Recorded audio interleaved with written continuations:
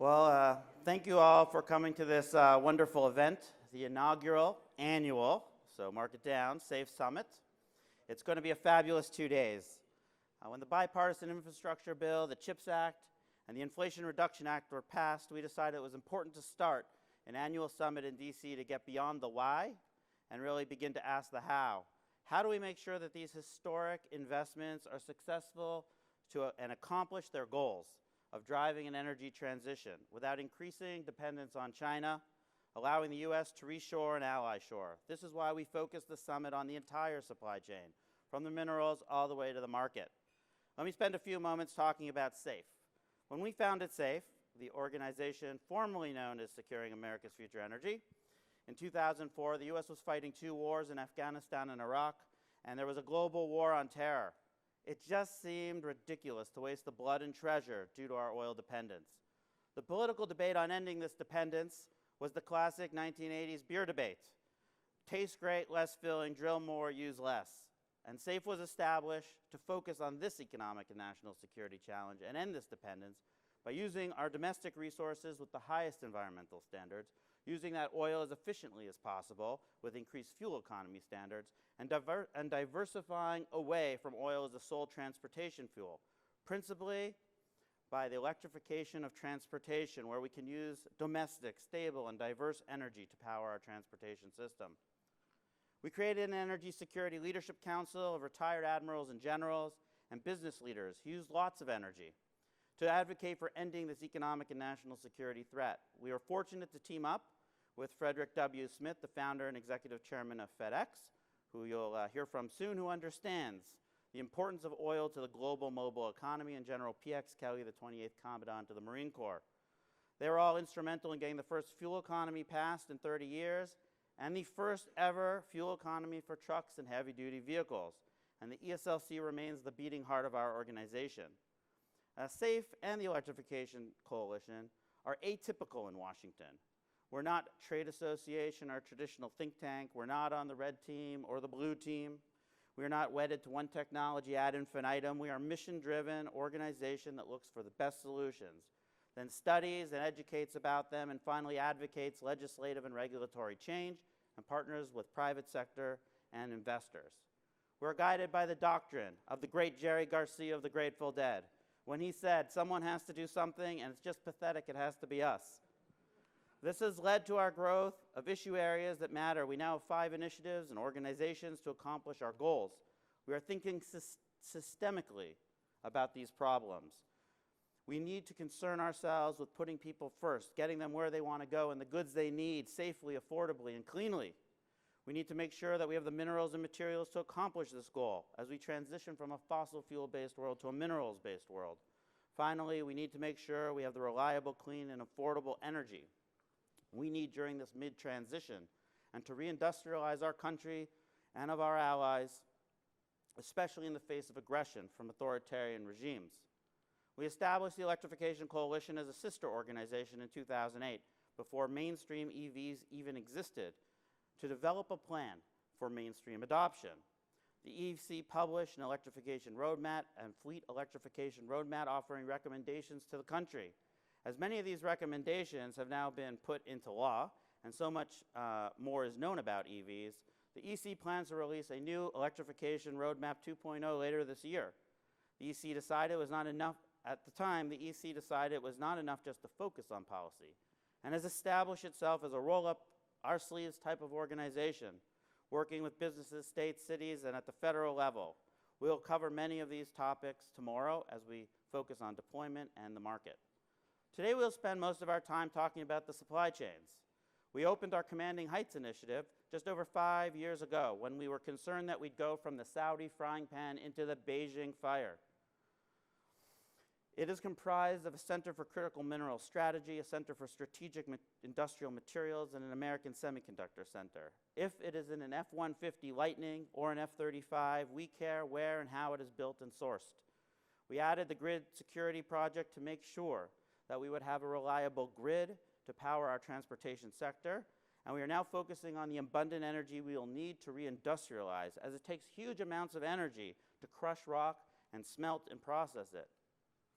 With the technological advances in batteries, big data, telecommunications, and sensors, we started our Coalition for Reimagined Mobility to focus on the connected, autonomous, shared, and micro-mobility world that will probably complement and maybe even drive EV adoption, as well as the movement of goods. SAFE, that organization formerly known as Securing America's Future Energy, has expanded into Europe, bringing our focus on energy and supply chain security across the Atlantic. We want to make sure that there is a mid-transition plan so we can avoid the energy crises we are experiencing today and help build a strong supply chain in Europe to complement what we are doing here in North America. We also continue to deepen our partnership with companies and governments of Australia and Canada, and now talking and reaching out to allies, critical allies in Asia. This is all accomplished by our dedicated team working around the world, so thanks again to them. It also cannot happen without the support of many people in this room, from board members to donors to sponsors to partners who are with us on this mission from the private sector and the public sector. Many of these sponsors are listed on banners throughout the summit space. We are proud of the breadth across the supply chain, from minerals to markets, and the support across the allied supply chain. There are so many members of the team to thank. It was not 5 months ago that we conceived and started to build the summit.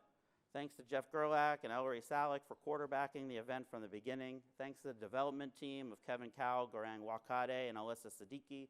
The EC team led by Ben Prohaska. The minerals team led by Abigail Wolf. And the press team led by Thayer Scott at SAFE and Noah Barnes at the EC.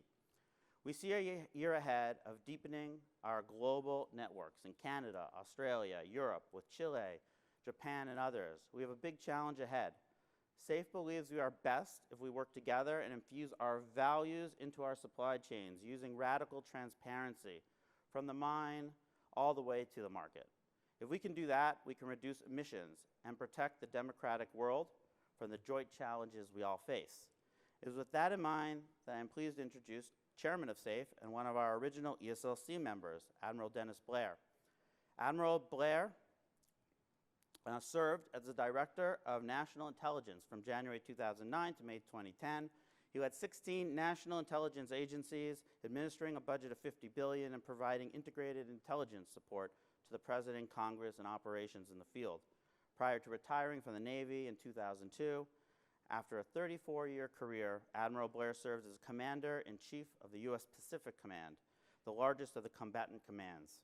He has been awarded 4 Defense Distinguished Medals, 3 National Intelligence Distinguished Service Medals, and received decorations from governments of Japan, Thailand, Korea, Australia, Philippines, and Taiwan. Admiral Blair, thank you so much for everything.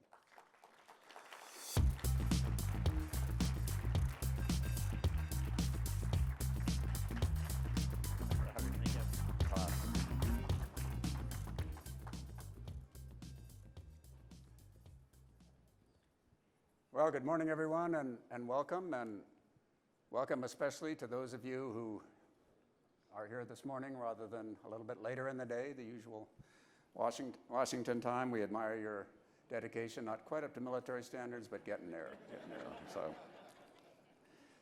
So I've been with SAFE from very early stages, and what really drew me to it was this economic dependence on countries that either wish the United States ill or do not share our values, and the way that that restricted and undermined our ability to take the right national security actions for the country across a wide range of issues and topics. It forced us to play nice with dictatorships that otherwise we would have very little to do with. In fact, we'd be working to try to help them change to a more representative form of government, and it put us, gave leverage to countries where we had outsourced either manufacturing process themselves or supply chains in a way that restricted our national security choices when it came down to a crisis or an issue. And it was really, I realized that these were things that we could do something about in this country with our actions here before we had to think of using our armed forces or spending our political capital overseas. And SAFE is the organization that's been working on advocating those measures that we can take here that would make the United States position in the world much better, able for us to work with our allies and friends, to not be bound to some of the countries that wish us ill. And that's what brought me to SAFE, and that's what keeps me with SAFE to this day. So our North Star at SAFE, what determines everything we do, is to do smart things that limit our reliance, primarily economic reliance, on countries that either don't share our values or wish us ill. And the flip side of that is also important. We also work closely with those countries that do share our values, that are our partners, that want the kind of world that we want. And many of them, of course, are represented and will be speaking to us during this conference. I want to emphasize that what we work for in space, in SAFE, is not independence, but security. And there's an important difference between those two. We work to have enough control over our energy sources, our supply chains, our manufacturing base, that we can do what we need to do overseas, make smart partnerships. We don't seek complete autarky, independence. So in the energy sphere, as Robbie said, we have advocated diversity of energy, getting away from a transportation sector that's 97% dependent on the international oil market, an oil market in which our enemies, Russia and Saudi Arabia, with all of its differences with us, play an extremely important role. So it is that in key industries, such as the automobile manufacturing industry, the single largest manufacturing industrial sector in this country that will continue to be important in the future. So it is that we favor a strong U.S. manufacturing base and secure supply chains. And in all of these areas, we can do smart things now, here in the United States, that would make our choices much better when it comes to acting overseas. So we have one other area that we're focusing on, which is some of these components that go into the future, semiconductors, chips, where again, SAFE has advocated a strong U.S. manufacturing base and secure supply chains of the materials that go into that. So that's why I came to SAFE. That's why I've stuck with it. But I've also wanted to stay in SAFE because of the values that you will see in this conference that really characterize SAFE. Robbie talked about some of the accomplishments, but let me tell you a little bit about what they are driven by. The first characteristic of SAFE is that our analysis is deep, it's based on the facts, and it's comprehensive. It understands these connections between national security, economic security, manufacturing, supply chains, energy, and our recommendations reflect this dense web of relationships that we have to consider when we take action. In addition, the analysis at SAFE, our DNA at SAFE, has a huge respect for the private sector, the work that private companies have to do, how they are the best at many things that have to be done in the areas that we are concerned with. But also, we advocate a strong and smart role for the government, the incentives that it can give, the regulations that it must set. So we very much think of both sides of the public-private fence when we make our recommendations, when we do our analysis. And finally, we are determinedly nonpartisan. I sort of gauge things to see if we are, manage to equally antagonize both Republicans and Democrats. Then I figure we have it just about right in the middle. Because these problems are too complex. They're too important for solutions that are based on some sort of short-term, narrow political gains. These are things we have to do for the country for its security for the long term.